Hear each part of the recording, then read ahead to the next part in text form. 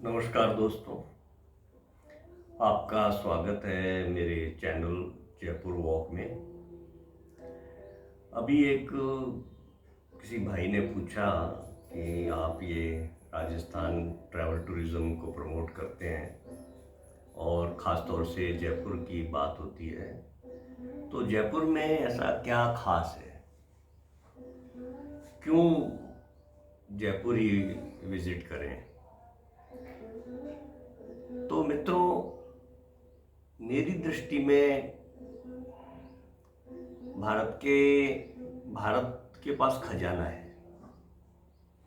ऐतिहासिक धरोहर की दृष्टि से आप देखें तो किसी एक हीरे को उठाना का मतलब ये नहीं है कि दूसरा कोई हीरा या दूसरा जो है उसकी कोई कीमत कम होती है। पर हाँ, उसमें क्या विशेषता है उसकी बात करना एक अलग मुद्दा है। तो इसकी कोई तुलना नहीं है कि ये शहर अच्छा है तो साहब वो शहर कम है, वो कोई कम नहीं है। और आज जैसे हम बात करते हैं कि यहाँ से यान भेजो, मंगल पे जाएं, चांद पे जाएं, एक समय दुनिया के अंदर दूसरे देश विदेशों में, दूसरे महाद्वीपों से अलग अलग देश ये बात करते थे, मिल के तैयारी करते थे। वहाँ के राजा ऐसी व्यवस्था करते थे कि भाई कोई भी साहसी व्यक्ति ऐसा हो जो खतरा उठा के और दूर दराज जहाँ आज तक कोई मनुष्य उनके देश से गया नहीं, वहाँ तक जाओ और भारत को खोजो। कुछ चीज़ उनको मिल गई होगी, कुछ कोई भारत की बनी हुई कुछ सामग्री या कोई भारत की किसी ज्ञान की या किसी चीज़ का उनको जैसे ही हुआ, तो इसी रूप में क्रिस्टोफर कोलंबस आए। हालांकि वो भारत पहुंच नहीं पाए, वो कहीं और पहुंच गए और उन्होंने उस देश को ही भारत समझा। तो उन्होंने कहा ये कोई अजीब से लाल भारतीय है, ये कैसे भारतीय है, तो उस एरिया का नाम वेस्ट इंडीज़ पड़ गया। तो ऐसा महत्व भारत का रहा है। और अब चूंकि जयपुर की बात उठी थी, तो जयपुर भारत का पहला ऐसा नगर है जिसको प्लैन्ड सिटी बोलते हैं।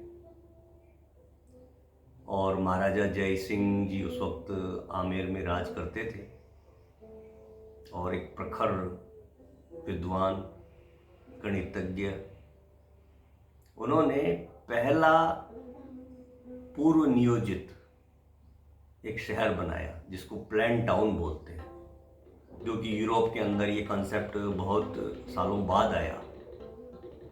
तो ये पहला भारत का पहला प्लान टाउन है। फिर ये बात चलती है कि साहब प्लान टाउन ही क्यों बनाना पड़ा? जोधपुर में तो जोधपुर है, उन्होंने तो नहीं बनाया कोई दूसरा जोधपुर या कोई दूसरे नाम से, या उदयपुर है या कोटा है, बूंदी है और बहुत से शहर है। किसी शहर ने अपना अलग से तो नहीं बनाया। ये आमेर में रहते थे तो क्यों आमेर से अलग जो है इनको अपना नगर बनाना पड़ा? तो दोस्तों, इसके लिए हमें बैकग्राउंड को देखना होगा। अगर बैकग्राउंड में आप देखें तो जयपुर बना था 1727 में, और उस वक्त जो देश पर 1707 में औरंगजेब का राज था और उनकी मृत्यु हुई 1707 में। और जैसी औरंगजेब की नीतियां रही, हमको उसमें के विस्तार में नहीं जाना, लेकिन उसके कारण महाराजा जय सिंह जी ने यह तय किया था कि अब इनके साथ में इन नीतियों के कारण हम आगे नहीं चल सकते। पीछे नीतियां अलग थी और औरंगजेब ने अपनी नीतियां अलग तरह से अपनाई। तो जब महाराजा जय सिंह जी ने तय किया कि भाई अब हमको उनसे अलग होना है, और चूंकि उस वक्त पूरा जो है मुगल साम्राज्य था, उस साम्राज्य के तहत अगर उनसे अलग हो रहे हो तो अब आपके व्यापारी पूरे देश में नहीं घूम सकते। अब आपके व्यापारी हर जगह घूम के, और चूंकि आप उससे, उस संगठन से, उस व्यवस्था से बाहर हो गए, तो आपके लोग, आपका व्यापार, आपकी अर्थव्यवस्था, आपका राज्य कैसे जिंदा रहेगा? या तो उस आर्थिक रूप से पिछड़ जाओ, वो सारी व्यापार व्यवस्था बंद कर दो, और या फिर है कि आप अपने कोई नया तरीका सोचें। तब महाराजा जय सिंह जी ने निर्णय लिया, उन्होंने कहा हम ट्रेड रूट की बजाय ट्रेड सेंटर बनाएंगे। और इस रूप में उन्होंने एक जयपुर की कल्पना करी। एक बार की देखने में तो ऐसा लगेगा कि यह एक विपरीत परिस्थिति पैदा हो गई। एक व्यवस्था के तहत पूरा राज्य चल रहा था, व्यापार चल रहा था। अब सिस्टम से आप बाहर हो गए। अब आप मुगल सत्ता के उसके हिस्सेदार नहीं रहे। पहले तो आप संक्षेप में थोड़ा सा टैक्स देते थे और आप जहाँ जहाँ मुगल साम्राज्य है सब जगह आपका व्यापार चलता था। अब चूंकि आप उस व्यवस्था से बाहर हो गए, अब अगर आप दूसरे राज्य जाते हैं तो भारत में करीब करीब 600 के आसपास राज्य थे। तो कितने राज्यों को अलग अलग टैक्स देंगे? और एक व्यापारी है जो बिल्कुल एक मुगल साम्राज्य में एक जगह टैक्स देता है और वो पूरी व्यवस्था में कारोबार करता है। एक दूसरी जगह आप है कि जो हर राज्य के साथ में अलग तरह से डील कर रहे हैं। तो आपका व्यापारी उनके सामने कहाँ खड़ा होगा? तो इस विपरीत परिस्थिति को कैसे एक अवसर में बदला जाए, ये है जयपुर की कहानी। तब महाराजा साहब ने सोचा कि भाई अब ऐसा है कि हम अगर अलग अलग राज्यों को टैक्स देंगे तो हम उस कंपटीशन में नहीं खड़े रह सकते। तो और हमें कारोबार भी करना है। तो अब हम उन्हीं चीज़ों को, उन्हीं प्रोडक्ट को और सस्ता कैसे बेच सकते हैं।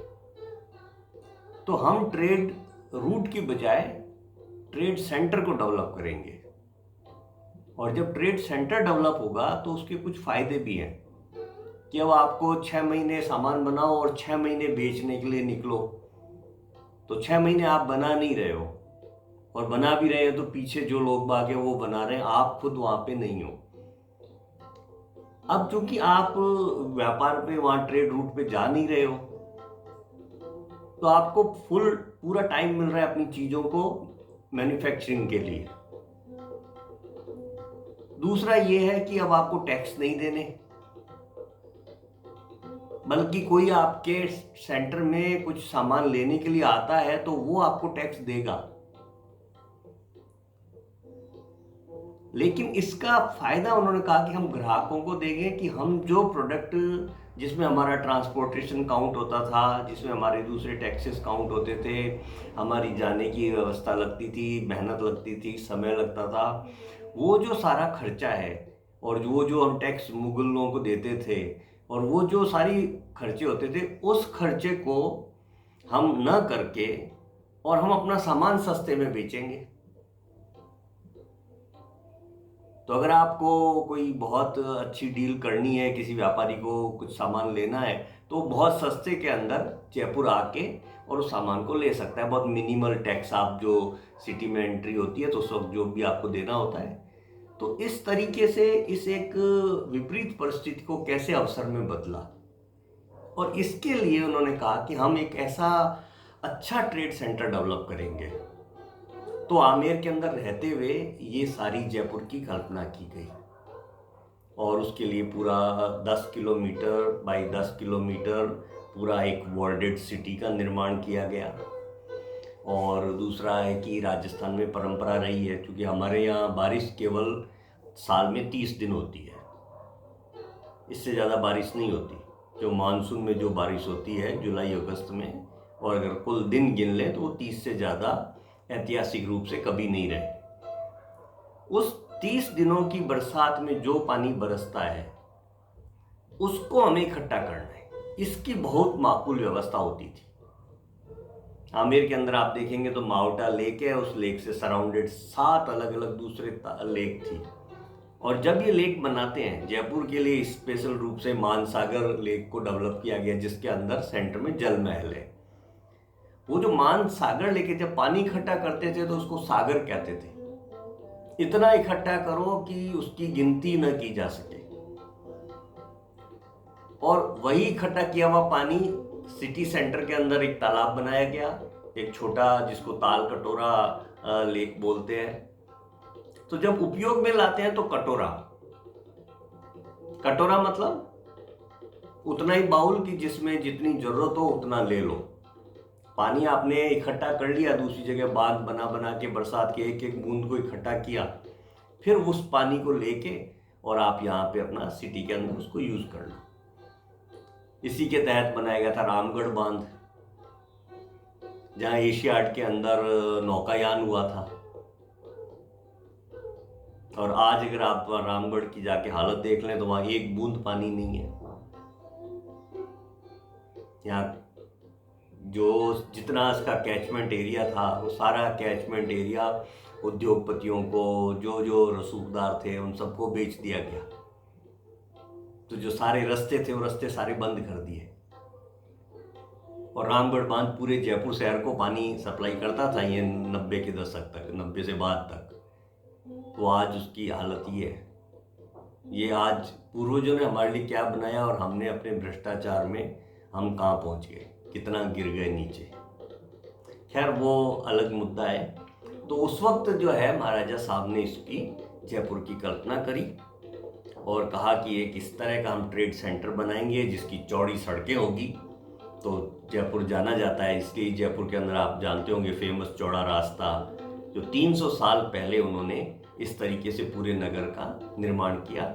और ये जो इस सिटी का प्लान हुआ ग्रिड पैटर्न पे, मतलब चौकड़ी स्ट्रेट सीधी रोड जो 90 बाई 90 के अंश पे काटती हो। और आज भी इंजीनियरिंग के इतिहास में इसको सबसे बेहतर टाउन प्लानिंग माना जाता है। अमेरिका में न्यूयॉर्क और ये दूसरे शहर तो बहुत बाद में बने, उसके अंदर इस व्यवस्था को काम में लिया गया। और उन्होंने कहा कि एक पूरी गली, एक पूरा बाजार का पर्टिकुलर एरिया, वो केवल जौहरी लोग काम करेंगे, तो वो जौहरी बाजार बना। एक पूरी जो है एरिया मणियारों को देंगे, मणियार मतलब जो बैंगल चूड़ियाँ बनाने वाले। तो चूड़ियों से जुड़े हुए जितनी तरह के व्यापार हैं वो सब एक खास एरिया में, तो जिसको हम आजकल के आधुनिक लोग कहते हैं इकोनॉमिकल हब, कि एक व्यापार से जुड़े और डिपार्टमेंट एक जगह पे हो। तो वो इस तरह की एक शानदार व्यवस्था की गई। फिर क्या होता था कि इनमें आपस में एक हेल्दी कंपटीशन होता था। 200 जूलर एक साथ बैठ के काम कर रहे हैं, अब आपको अपना बिजनेस भी चलाना है, तो आप क्या करेंगे कि कम लागत में या अपने प्रोडक्ट के अंदर कुछ अलग विशेष पैदा करेंगे, कुछ अलग गुणवत्ता देंगे। आप उसको कीमत में कहीं उस कंपटीशन में खड़ा रहने की कोशिश करेंगे। तो इसका जो सारा कंपटीशन का जो बेनिफिट है वो ग्राहक को जाता था कि कौन सा परिवार सबसे सस्ता और सबसे सुंदर या सबसे अलग यूनिक प्रोडक्ट बना रहा है। तो हर व्यापारी जो आज ये सब सेठों के बड़े बड़े नाम है आज, पर इन सब की शुरुआत वहीं से। आज जयपुर आज भी पन्ना के जो एमराल्ड बोलते हैं उसका सबसे बड़ा मार्केट है। पूरे वर्ल्ड का 60% एमराल्ड का काम जयपुर में होता है, उस तरह के कारीगर हैं। तो ये सारी व्यवस्था उस वक्त विकसित की गई और इस तरह से व्यापारियों के ठहरने की जगह, उनके पूरा व्यापार, इवन जो ग्राहक चल सके, तो उस ग्राहकों की दुकान के आगे आप देखेंगे कॉरिडोर्स होते हैं जिनको आज भी गलियारे बोलते हैं। कई गलियारे लोगों ने कब्जे करके ख़त्म कर दिए, पर अभी भी बहुत संख्या के अंदर गलियारे हैं। वो गलियारे ग्राहकों के लिए थे कि इस 45 डिग्री के अंदर अगर कोई आके व्यापार क्या करेगा, अगर वो धूप के अंदर घूमेगा तो उसकी हालत नहीं रहेगी। तो व्यापारी आराम से, जो कस्टमर है वो चल सके, उसके लिए पूरा गलियारा शुरू से लेके आखिर तक इस तरीके से पूरे इस शानदार नगर का नियोजन किया गया।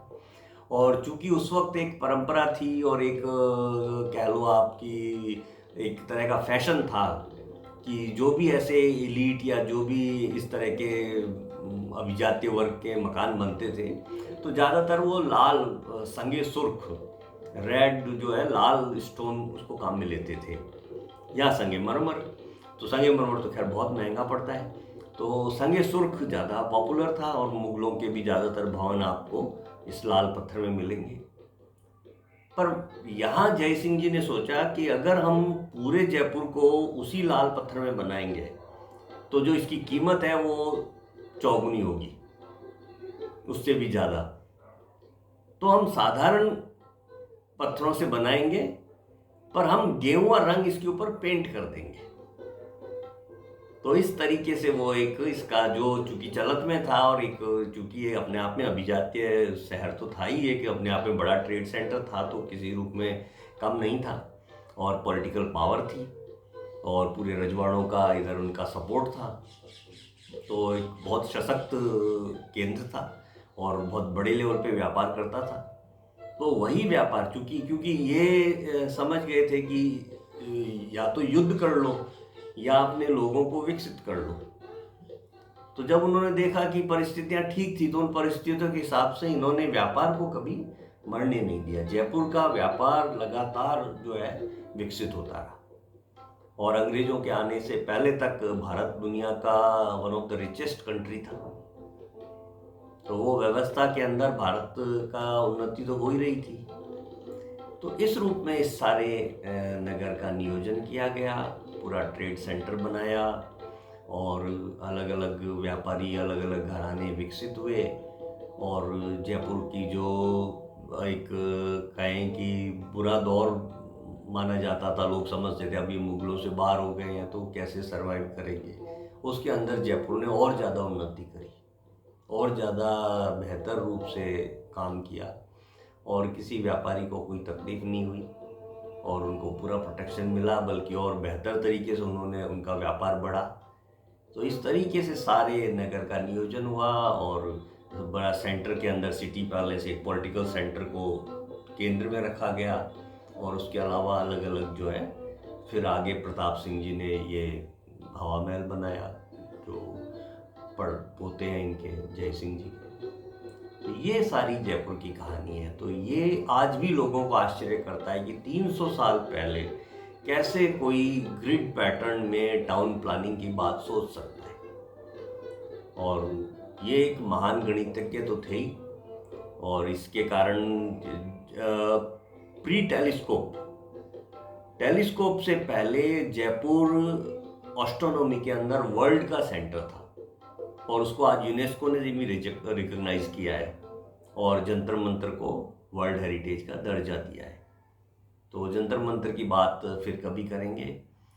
अभी मेरा चैनल मोनेटाइज भी नहीं हुआ है, तो अगर आप लोग इसको सब्सक्राइब करें तो ये मेरे सब्सक्राइबर बढ़ें तो ये थोड़ा मोनेटाइज भी होगा, तो मुझे थोड़ी बहुत मदद मिलेगी, तो मैं कुछ और इस तरह की जो कहानियाँ हैं उनको आपके सामने लेके आऊँ।